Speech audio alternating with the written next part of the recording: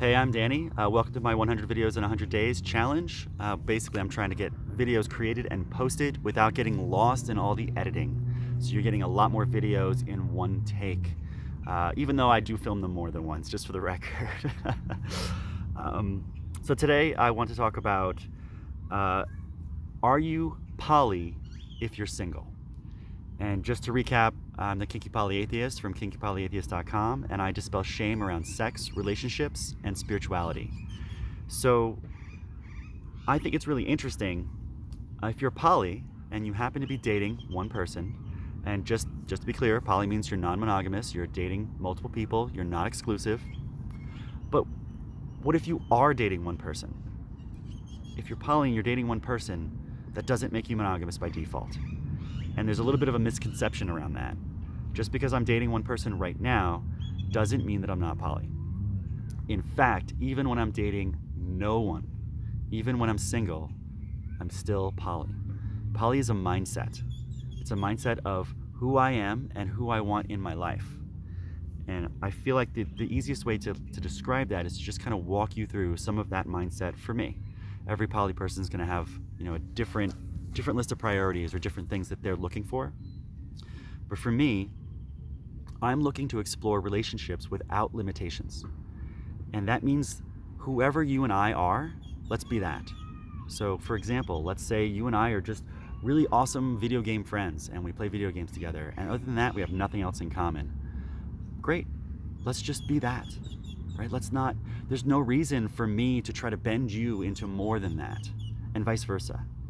It's okay to be those kind of types of friends. Let's say you and I have some kind of attraction and we decide to explore that, right? Because it's mutual. Great. It doesn't mean we have to move in together. It doesn't mean we have to be like crazy romantic. It means we can just explore an attraction. And that could literally just look like just flirting. I could possibly be in a relationship where I just flirt with someone for the next 30 years. And there's nothing wrong with that. In fact, I look for little things like that, where it's like, wherever we are, that's where we are. Let's savor it.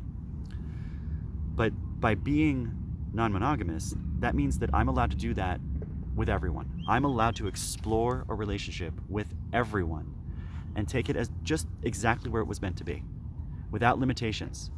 And what that means is, for example, when I was monogamous, if I had any kind of a connection with another woman, I would curb it, right? Because that's part of the agreement behind monogamy. I made this agreement with the person that I'm dating where I am not going to even allow other connections to exist or to go anywhere. I will shut them down before they can ever go anywhere because I'm committed to this person. And even when I'm single, when I'm monogamous, I will find myself only dating one person at a time, right? And if another person came along who I might be attracted to, or there might be some kind of connection, we connect on some new topic that I don't usually connect on, it's really hard because I have to kind of shut it down. Being non-monogamous means that you don't do that. You are allowed to have a connection with every single person you meet. In fact, it's encouraged. I encourage every one of my partners to go make connections with people, especially if they are connections that they don't connect with me on.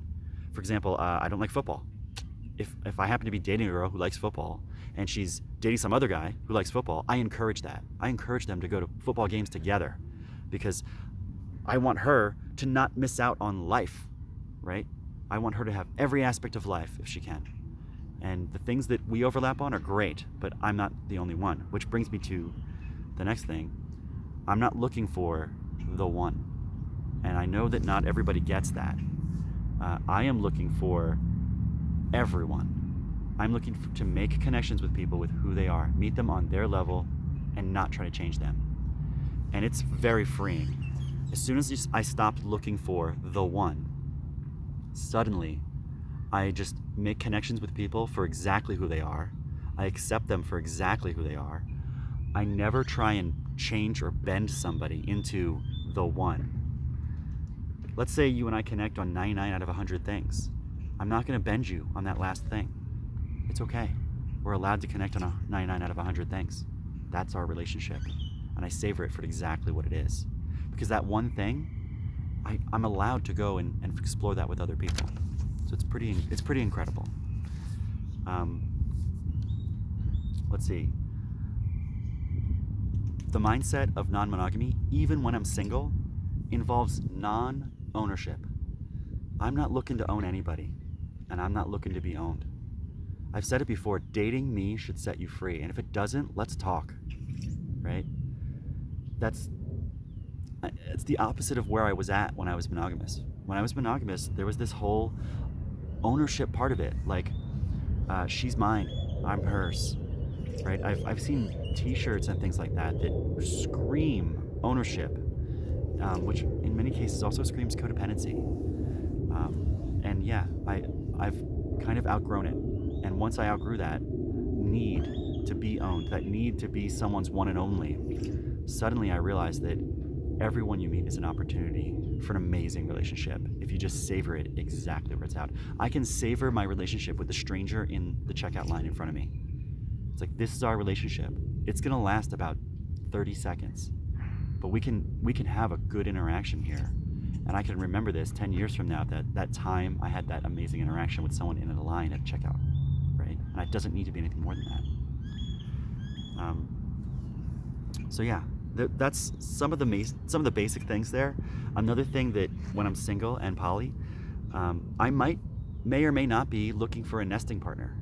And that's poly terms for someone you move in with, right? And someone you commingle funds with and start like actually building a financial life with, that sort of thing, or a family. I may or may not be looking for a nesting partner.